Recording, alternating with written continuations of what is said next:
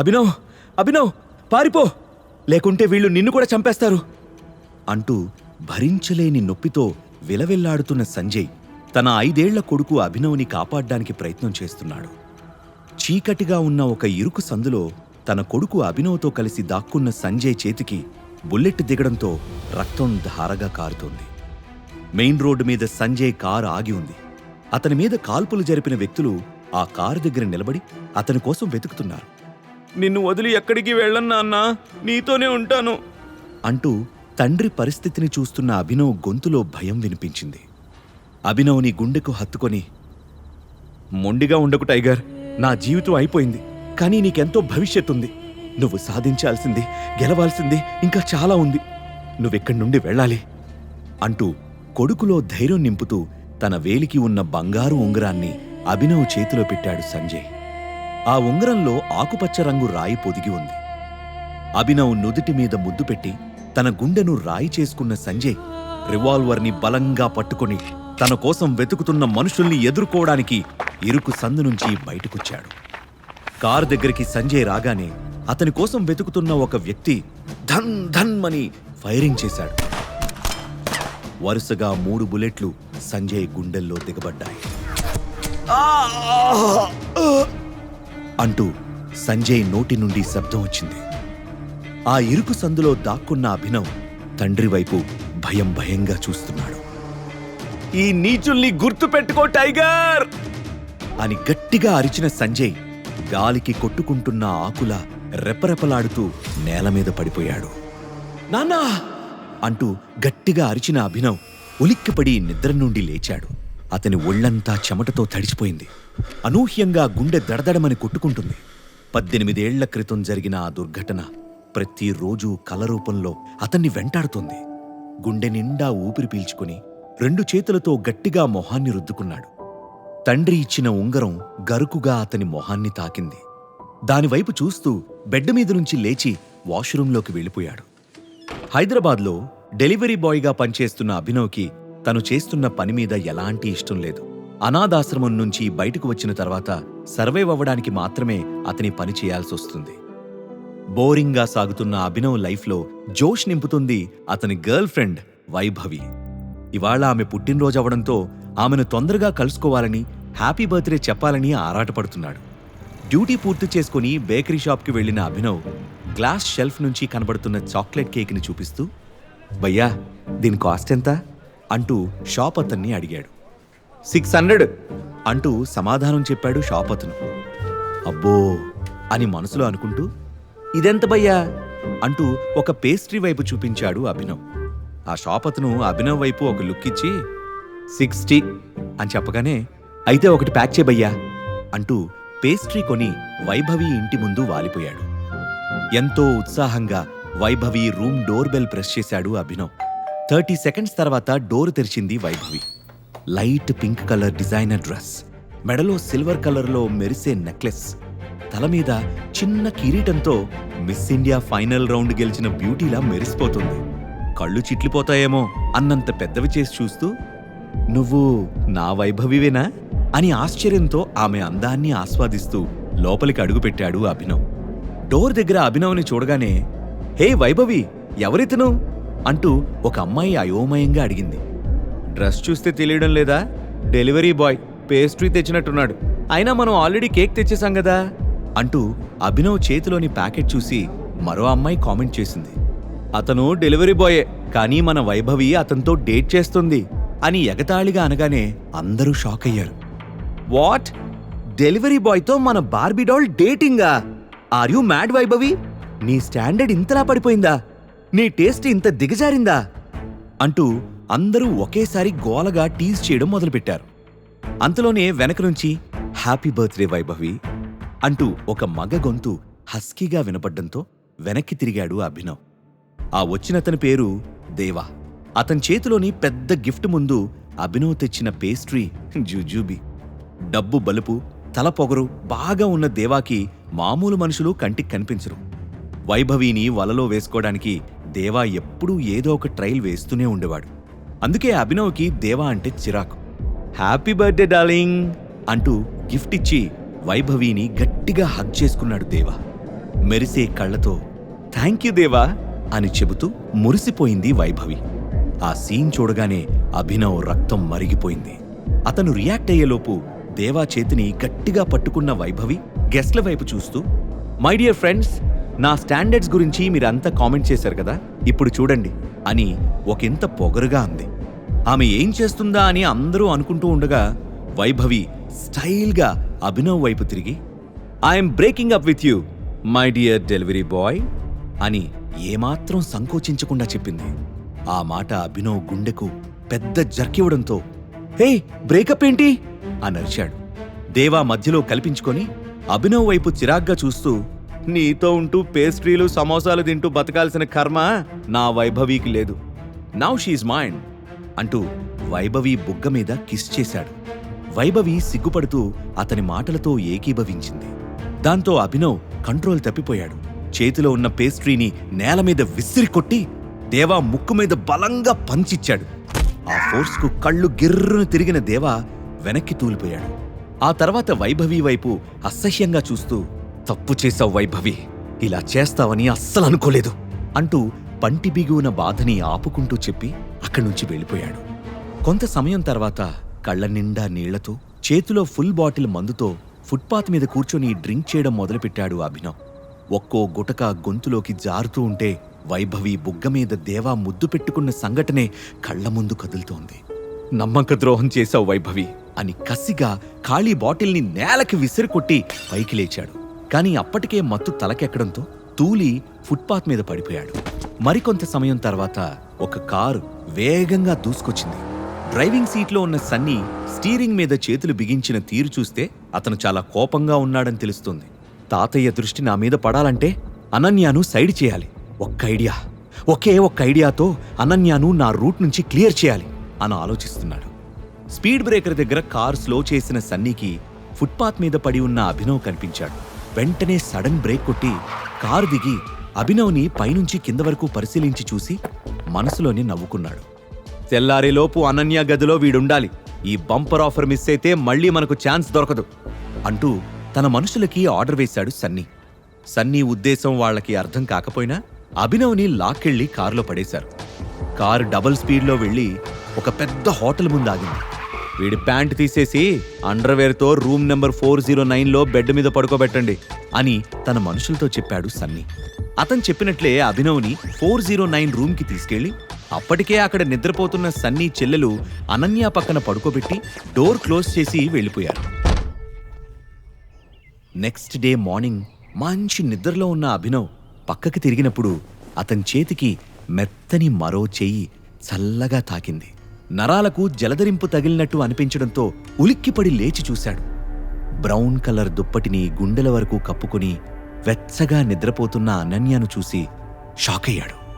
అప్పుడే నిద్రలేచిన అనన్య తనతో పాటు బెడ్ మీద ఎవరో అపరిచితుడు ఉండడంతో ఒక్క క్షణం బ్లాంక్ అయిపోయింది. నెక్స్ట్ సెకండ్ అభినవ్ చెంప పగిలేలా ఒక్కటి పీకి, ఎవడ్రా నువ్వు, నా బెడ్ మీద ఏం చేస్తున్నావు, నీ ఒంటి మీద బట్టలు కూడా లేవేంటి అని గట్టిగా అరిచింది. అయోమయంగా ఉన్న అభినవ్ అది నేను అంటూ ఏదో చెప్పబోయాడు. ఇంతలో తడేల్మంటూ తలుపులు తోసుకుని ఇద్దరు అసిస్టెంట్స్తో కలిసి ఆ రూంలోకొచ్చిన సన్నీ అనన్య వైపు అసహ్యంగా చూస్తూ, నీదొక చీప్ క్యారెక్టర్ అని మళ్లీ ప్రూవ్ చేసుకున్నావు, ఈసారి ఏకంగా ఎవన్నో బెడ్రూమ్లోకి తీసుకొచ్చావా అని గట్టిగా అరిచాడు. అసలు ఇతను ఎవరో నా రూంలోకి ఎలా వచ్చాడో నాకు తెలియదన్నయ్యా అని కన్నీళ్లతో చెప్పింది అనన్య. నర్మయ్, నీ క్యారెక్టర్ బ్యాడ్ అని తాతయ్యకు ఎన్నిసార్లు చెప్పినా నా మనవరాలు బంగారం అని నిన్ను సమర్థించేవాడు. ఇప్పుడు ఆ బంగారం ఎలా భ్రష్టు పట్టిందో స్వయంగా ఆయనే చూస్తాడు అన్నాడు సన్నీ. అక్కడ ఏం జరుగుతుందో అర్థం కాని అభినవ్, నాకీమెవరో తెలీదు, అసలు నేనిక్కడికి అంటూ ఉండగానే హ్యాండ్ స్టిక్ టక్ టక్ మని మోగిస్తూ ఆ గదిలోకి అడుగుపెట్టాడు అనన్య తాతయ్య చంద్రశేఖర్. గోల్డ్ ఫ్రేమ్ స్పెక్ట్స్, నీట్గా ఐరన్ చేసిన షేర్వాణి, పొడుగ్గా పెరిగిన తెల్లటి గడ్డంతో ఉన్న అతన్ని చూస్తే చాలా రిచ్ పర్సన్ అని తెలుస్తోంది. అతను మంచి బిజినెస్ మ్యాన్ మాత్రమే కాదు, సంప్రదాయాన్ని విలువల్ని గౌరవించే మనిషి కూడా. నువ్విలా చేస్తావని అస్సలు అనుకోలేదనన్య అని కోపంగా అన్నాడు. తాతయ్య ప్లీజ్, నువ్వు అనుకుంటున్నది ఏదీ మా మధ్య జరగలేదు అంటూ ఏడ్చేసింది అనన్య. రెడ్ హ్యాండెడ్గా దొరికిన తర్వాత కూడా నన్ను మభ్యపెట్టాలని చూడకనన్య, మన వంశం కట్టుబాట్లు ఎంత కఠినంగా ఉంటాయో తెలిసి కూడా నువ్వు వాటిని అతిక్రమించావు. మన కుటుంబ పరువుని రోడ్డుకి లాగేస్తున్నావు అని కఠినంగా అన్నాడు చంద్రశేఖర్. ఆయన ఏం చెప్పబోతున్నాడో అర్థమైన అనన్య గుండె వణికిపోయింది. అభినవ్ వైపు తీక్షణంగా చూస్తూ, నువ్వెవరో నాకు అనవసరం. ఇప్పుడిది నాకు పరువు సమస్య. నా మనవరాలితో ఒక రాత్రి గడిపినందుకు ఈ రోజు నుండి నువ్వే ఆమె భర్తవు అని ప్రకటించాడు చంద్రశేఖర్. అభినవ్కి నెత్తిమీద బాంబు పడినట్లు అనిపించింది. అసలు మా మధ్య ఏం జరగలేదని చెప్తుంటే మీకు అర్థం కాదా అని ఆందోళనగా అన్నాడు. హ్యాండ్ స్టిక్తో బెడ్ పక్కనే ఉన్న అభినవ్ ప్యాంటు పైకి లేపి చూపించిన చంద్రశేఖర్, ఇది చూశాక కూడా నీ మాటలు నమ్మమంటావా అంటూ తన వెనక ఉన్న మనుషులకు సైగ చేశాడు. వాళ్లు అభినవ్ మీద విరుచుకుపడి అతన్ని ఇష్టం వచ్చినట్టు కొడుతున్నారు. కొంచెంసేపటి తర్వాత ఆపండి అంటూ తన మనుషుల్ని హెచ్చరించాడు చంద్రశేఖర్. అప్పటికే అభినవ్కి దెబ్బలు బాగానే తగిలాయి. అనన్య వైపు చూస్తూ, ఇతన్ని వెంటనే హాస్పిటల్కి తీసుకెళ్లి ట్రీట్మెంట్ ఇప్పించి సాయంత్రం అక్రమ్ గారిస్తున్న పార్టీకి ఇతన్ని కూడా తీసుకువెళ్ళు అని ఆర్డర్ వేసి బయటికి వెళ్లిపోయాడు చంద్రశేఖర్. తాతయ్య మాటకి ఎదురు తిరిగే ధైర్యం అనన్యాకి లేకపోవడంతో ఏం చెయ్యాలో తోచట్లేదామెకు. ఆమె పరిస్థితిని గమనించి, మీరు నన్ను హాస్పిటల్కి తీసుకువెళ్లాల్సిన అవసరం లేదు, నేనే వెళ్ళిపోతాను అని చెప్పిన అభినవ్ తన రూమ్కి దగ్గరలో ఉన్న ఒక చిన్న క్లినిక్లో ట్రీట్మెంట్ చేయించుకున్నాడు. చంద్రశేఖర్ చెప్పిన మాటలను మళ్లీ మళ్లీ గుర్తు చేసుకుంటూ, చంద్రశేఖర్కి అతని మనుషులు కొట్టిన దెబ్బలకు భయపడే పిరికివాణ్ణి కాదు నేను. కాని పాపం అనన్య, ఆమెదో సమస్యలో ఇరుక్కున్నట్లనిపిస్తుంది. నా వల్ల ఆమె ఇంకా సమస్యల్లో పడకూడదు. ఏదేమైనా అనన్యకి హెల్ప్ చేస్తాను అని మనసులోనే ఫిక్స్ అయిన అభినవ్ రూమ్కి వెళ్లి పార్టీకి వెళ్లడానికి రెడీ అయ్యాడు. మరికొంత సమయం గడిచాక తండ్రి గుర్తుగా దాచుకున్న పాత బ్లేజర్ని వేసుకున్న అభినవ్ అనన్య ఇంటికి చేరుకున్నాడు. వాళ్ల ఖరీదైన విల్లా చూసి అనన్య సూపర్ రిచ్ అని అర్థం చేసుకున్నాడు. ద్వేషం నిండిన కళ్లతో బయటికి వచ్చి అతని వైపు అసహ్యంగా చూస్తూ కారులో కూర్చుంది అనన్య. అభినవ్ కూడా కూర్చోగానే కారు కదిలింది. పార్టీలో అందరూ పెద్దవాళ్లే ఉంటారు, వాళ్లనెలా ఫేస్ చేయాలి అని ఆలోచిస్తూ టెన్షన్గా తన వేలికి ఉన్న ఉంగరాన్ని బొటనవేలుతో తిప్పుతున్నాడు అభినవ్. అక్రమ్ బంగ్లా ముందు కారు ఆగగానే, will you please remove the ring, చూడ్డానికి దరిద్రంగా ఉంది, పార్టీలో నా పరువు తీకు అని చిరాగ్గా అరిచింది అనన్య. ఐఎమ్ సారీ, ఇది నా ప్రాణం, తీసే ప్రసక్తే లేదు అని సూటిగా సమాధానం చెప్పాడు అభినవ్. కోటలా పటిష్టంగా ఉన్న అక్రమ్ బంగ్లా ముందు గన్స్తో కాపలా కాస్తున్నారు సెక్యూరిటీ గార్డ్స్. వాళ్లవైపు చూస్తూ లోపలికి వెళ్లిన అభినవ్కి ముక్కు మీద పెద్ద బ్యాండేజ్తో దేవా ఎదురయ్యాడు. అభినవ్ ఇచ్చిన పంచికి అతని ముక్కు పగిలింది. నిన్నెవరు లోపలికి రానిచ్చారు? సెక్యూరిటీ వాళ్ళు నిద్రపోతున్నారా అంటూ అరవడం మొదలుపెట్టాడు. అతన్ని అడ్డుకున్న అనన్య, మెల్లిగా మాట్లాడదేవా, అతను నా కాబోయే హస్బెండ్ అని సమాధానం చెప్పింది. వాట్? ఈ ఫుట్పాత్ గాడు తప్ప ఇంకెవ్వరూ దొరకలేదా అనన్య అని ఎగతాళి చేశాడు. మాటలు జాగ్రత్తగా రాని, నేను నీకిచ్చిన కోటింగ్ సరిపోలేదా అని దేవాకి వార్నింగ్ ఇచ్చాడు అభినవ్. నాకు వార్నింగ్ ఇచ్చే మగాడువా నువ్వు అంటూ అభినవ్ మీద తిరగబడ్డాడు దేవా. అంతలోనే ఈ గొడవని గమనించి, ఏం జరుగుతుందిక్కడ అంటూ అక్కడికి వచ్చాడు పార్టీ హోస్ట్ చేస్తున్న 45 ఏళ్ల పైబడిన అక్రమ్.